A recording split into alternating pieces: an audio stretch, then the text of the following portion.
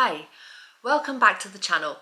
My name's Rebecca and I am officially on a hiatus at the moment from my YouTube channel as I rethink what my content is going to be focused on moving forwards as I move into a new lifestyle, homesteading lifestyle. But I couldn't let this moment pass me by because I realised yesterday that it has been exactly 10 years since I had my first episode of multiple sclerosis, which was in April 2016, and now we're in April 2026. And so I just thought this is actually a really good moment to do a video that reflects on that part of my life at the point at which I plan to draw a line on that part of my life and move forwards and focus more on homesteading and living in nature, and that being more the content of my channel than reflecting on illness and the trauma of those years. But yeah, so 10 years, it's 10 years later. It is a huge milestone to realise that it's been a full decade, and also to realise that where I'm at now in my life is completely different to how I imagined it. And that's both how I imagined it at the point that I got sick and how I imagined it before I got sick. Like, my life is not what I thought it would be before I got sick, because I didn't achieve all of the things that I was planning to achieve because I got sick, but neither is it my worst case scenario that I started imagining when I got sick. In fact, in many ways, I would say that my life is better than I could have ever possibly imagined it, either before I got sick or after I got sick. What a thing to be able to say 10 years later. I don't know what's going to be around the corner. I don't know. That's just where I'm at now. The MS might come back, or anything might happen. It might get hit by a bus. I don't know. But right now, at this point in my life, and consistently for a number of years, my health has been absolutely fine, and consistently for a great many months, my social life and emotional life have been fine. So it's a moment of deep gratitude for me, but also deep reflection. Like, how did I feel when I first got sick, when I first got diagnosed? So the episode, can you hear my little dog? Yasmin, go on the sofa, settle down. Yasmin! She skittles about on the floor when I'm trying to make a video. Yeah, so in this video, I guess I just want to do what might be my final reflection on those years of my life, about how it started, and where I am now, and to kind of compare the two moments in time. So April 2016, as I've said many times, I was in the final year of my PhD. I was fully expecting to go on into academia and to live this like very big life, of flying to China to do conference presentations and lecturing in big lecture halls. And yeah, like, there's a lot that goes on in academia, and it was a very challenging and very exciting time. And I was like a scholarship student. Like, it was a big deal. I was really into this life in academia and going full throttle. And then all of a sudden, it was like I was suddenly really dizzy one day, and like really dizzy, like ready to puke dizzy, and couldn't drive dizzy. And I went to the GP, and the GP said it was probably an ear infection, labyrinthitis. That's what and he gave me some pills to help with the dizziness. He later rang me to profoundly apologise for not suspecting MS, because it turned out, long story short, that I eventually was given a brain scan and they ruled out a brain tumour, but they confirmed my symptoms of demyelination in the brain, and that was the first sign that I had MS. And they told me straight away, like, they officially diagnosed me like 8 months later, but they told me straight away that this is basically what you have, but we can't officially diagnose you until further down the line. And it was terrifying. Like, I've never been more scared in my life. When the doctor sat in front of me, she pulled the curtain around my bed, so I knew that something was going on. I was on my own in the hospital, and she was there with the results of my brain scan, and we sat down, and she said, "The scan has confirmed your symptoms." And I said, "Of what?" And what flew through my brain was something's wrong with my brain. I'm going to have an operation on my brain. Like, it could, in my mind, it could have been a lobotomy. You know, I was just like, something's wrong with my brain. I knew I didn't have a brain tumor because they'd done a CT scan and ruled that out. So I knew it wasn't that, but she was saying that there was something wrong with my brain. And that moment, it was only like half a second, but that half second is without doubt the most scared I've been in my life. Like, I just was numb for half a second. And I said, of what? Symptoms of what? And she said, it looks like you have a multiple sclerosis. And that threw me off, because her use of the article, the indefinite article, a multiple sclerosis, meant that it kind of somehow diffused the gravity of it. I don't know why, but on some level that helped, that it took some of the gravity away, that she made it a type of multiple sclerosis, not multiple sclerosis, like this big entity like of horror. And I just didn't know what she meant by saying a multiple sclerosis. So it just threw me off ever so slightly, to the point where I wasn't in that high level of fear, but I still was incredibly shocked, you know. And I looked at her, and I remember that the words that I found were, isn't it amazing? Like, there are so many things that can go wrong in a body. It's amazing that it ever works properly. And she took my hand, and she sort of laughed softly, and she said, yeah, that's very true. And she said, you know, I deliver this kind of news often in my job, and you get used to it, but sometimes it gets to you. And I saw that she had tears in her eyes, and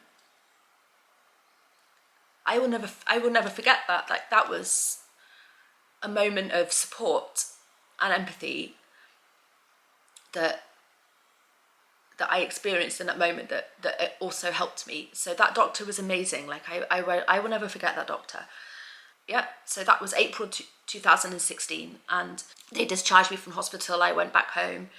I was living in Macclesfield at the time, near Manchester, where I was doing my PhD in Manchester. And yeah, I spent the next week or so just absorbing this seismic piece of information. And I remember being like, I can do this. Like, I accept that bodies get sick. Like, why not me? Because I'm in a human body, and human bodies get sick. Like, why shouldn't this be happening to me? And I was like, so I am going to do my absolute best to get through this with a smile on my face. I'm going to do this. I'm going to be strong. I'm going to, like, be that person that is in a wheelchair but delivering lectures and doing the conferences in China. I'll just do it in a wheelchair, you know, it'll be okay. I had this kind of determination at the beginning that over the next year was completely bashed out of me. I came to realize that I was absolutely delulu to think that I could hold down a job in academia with the symptoms that I was experiencing, both physical and cognitive. Like, it took everything in me to finish my PhD and hand it in, which I did do, and that was a monumental achievement, which I'm so proud of. But after that, I just completely crashed, and my life just sort of tipped on its axis, and everything slid off into the abyss. Things just kind of structurally collapsed all around me and below me, and I was just falling. That was basically what I experienced in my first years with MS. And I think, you know, the hardest thing was losing that faith in my body, that kind of confidence and assumption that my body will just carry me through the world, and the freedom and the ability to do pretty much whatever I like in this world. I was 35 when the first episode happened. So I was just, you know, in my prime, physically and, you know, career-wise, everything. I was really, like, completely in my prime. And then suddenly it was like, oh, I'm suddenly not anymore. I've, like, fast forwarded to my 80s, and shit, what about having children? I was, like, pushing it for having children anyway. But if this had not happened after I graduated, that's exactly what I would have prioritized. But now it was impossible. So I was like, well, that's out of the question. That's not, you know, even if I got pregnant, I wouldn't be able to look after a baby. So like, I got a dog, and that was amazing. So, like, I did make some really positive choices to try and have a focus outside of myself to get myself through it. And I started writing a novel when I handed in my PhD, so that I would have, like, a sense of purpose and like hope for the future, that maybe I could have a career change and maybe I could make it as a novelist. You know, that didn't happen either. But anyway, mind you, it could happen. You know, I'm halfway through another novel. That's something that potentially could still happen. Anyway, but everything, like I was just, my brain was just like, how am I going to survive this? How am I going to do this? As everything was falling away from me. And one of the things that I look back on and that at the time was the most shocking thing to process and to accept, in fact, I never was able to accept it, was the gulf between what I was experiencing physically and other people's opinions on the situation and view of me in the situation. That was, aside from the physical and cognitive disability that I was experiencing, it was that was the hardest thing about it, which was that I was trying to communicate what I was experiencing and people didn't believe me. They simply thought I was trying to have an easy life and get out of doing work somehow, or live off the government or live off my parents or whatever it might be. And it was like, that was the hardest thing to swallow, because I had never been like that ever. And it was quite obvious that I'd never been like that. I was a really high achiever, really high energy, and suddenly I was sofa bound. And like, why would I want to be sofa bound? Like, why would anybody want to be isolated and sofa bound? It wasn't a choice, but people simply didn't believe me. And I'm talking friends, family, colleagues, whatever, like government, everybody was just like, you're just lazy, aren't you? I find it easier to talk about the physical symptoms and the cognitive symptoms because they're just something that happened, that it's nobody's fault.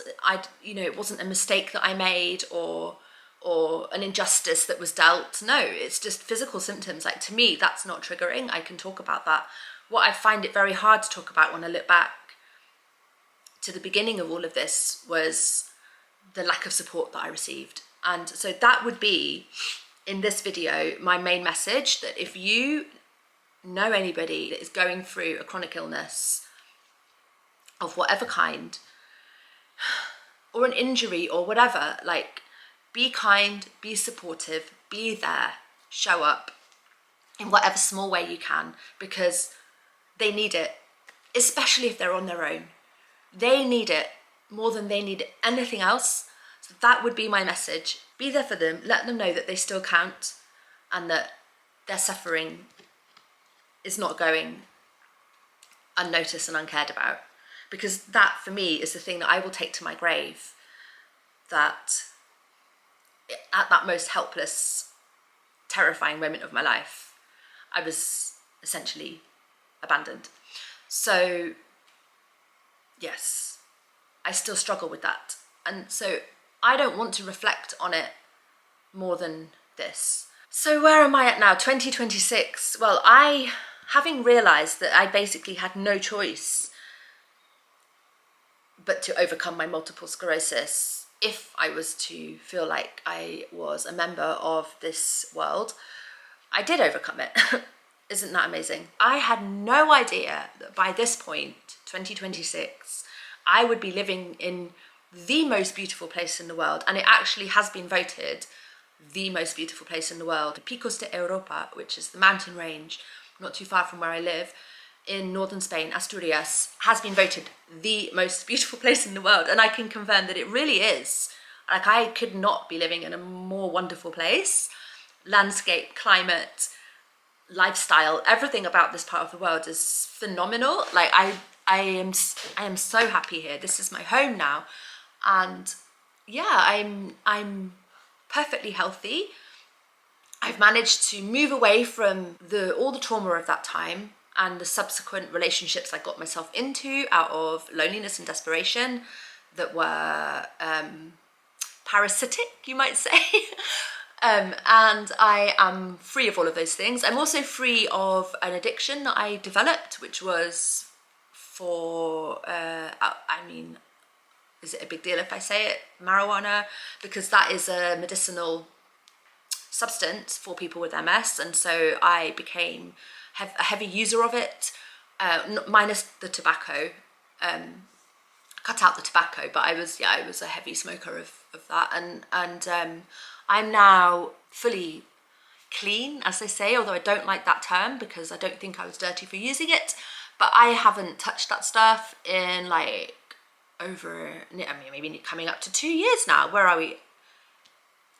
Easily year and a half. Yeah, but I just don't touch it. It's just not part of my life anymore. And yeah, I'm completely free of that addiction, and I'm free of the toxic relationships that I got myself into.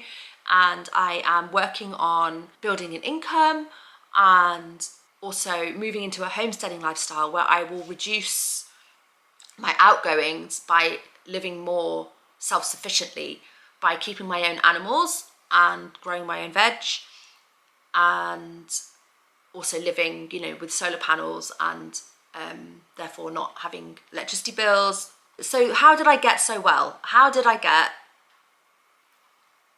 move away from those years of illness?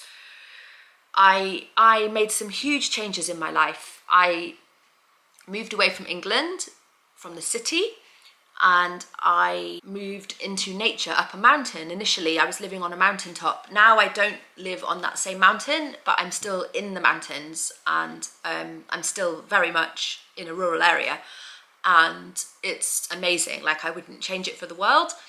So there's that. I've changed my environment, but the main thing is I did change my diet. So I changed my diet to the carnivore diet, and that is eliminating all sugars and carbohydrates and only eating animal products, animal fats.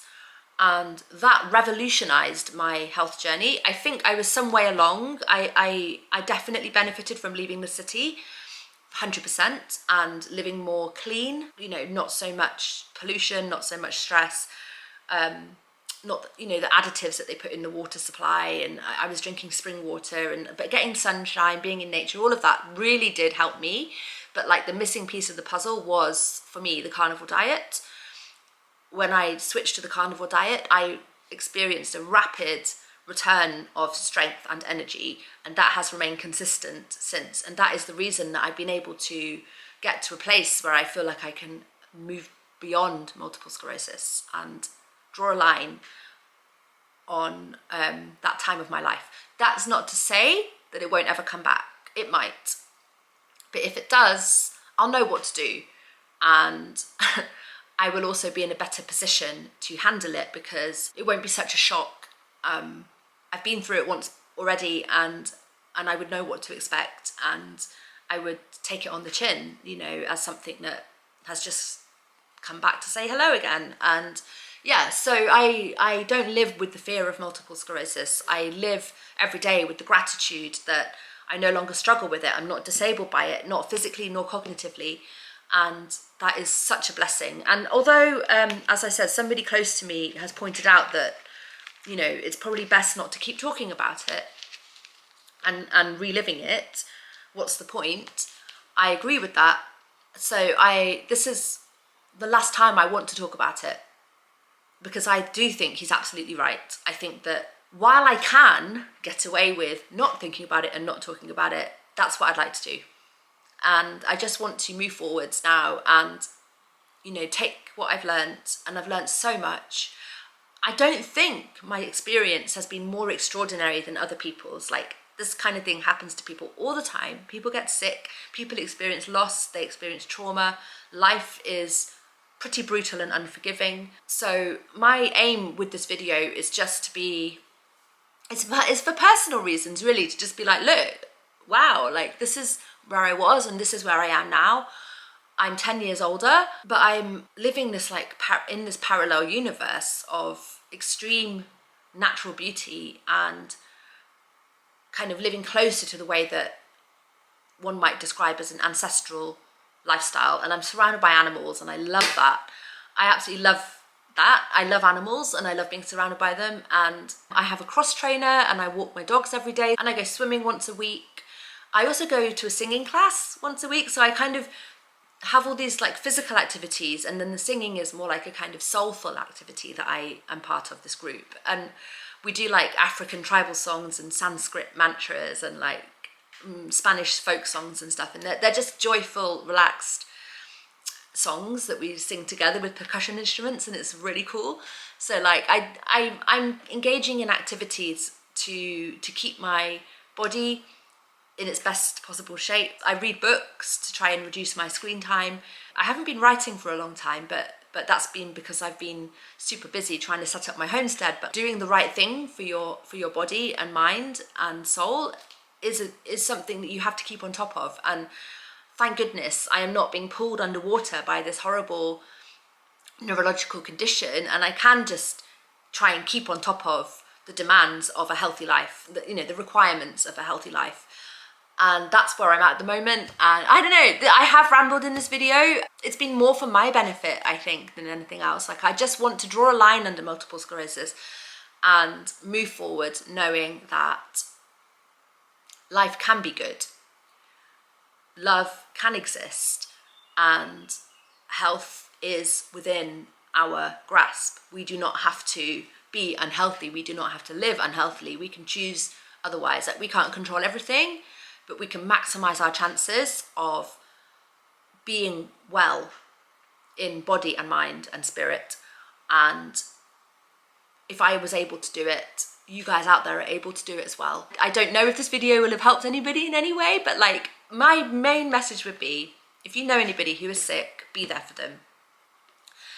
My second message would be, if you are sick, don't give up hope. You have choices, you have options. You don't necessarily have to follow what other people say. You can find your own way back to health, whatever health may mean for you, depending on what you've got going on. And it might take time, and it might take a bit of bravery, and it might take undoing some of your pre-existing beliefs. But I do believe it's possible to get there. I hope it's possible for you to get there if that's your situation. So yeah, there we go. So I hope very much that I am wrapping up 10 years of multiple sclerosis at this moment in time, April 2026, now that I am 45, and looking towards the rest of my adult life with renewed hope and having maximized my chances of living my best life and being my best self. Yeah, I wish the same for all of you guys watching, and I will probably do another video maybe fairly soon, because I've got a lot going on up at my new homestead, and it'd be quite cool to do an update on all of that. Don't know when that will be. I think, doing like weekly videos has become something that I might not do, but like when I feel like doing a video, when I have some content that I want to share, I will happily do a video. So yeah, at some point soon I will do an update on my new homestead. So anyway, I hope you guys are doing great, and I will see you next time. Bye.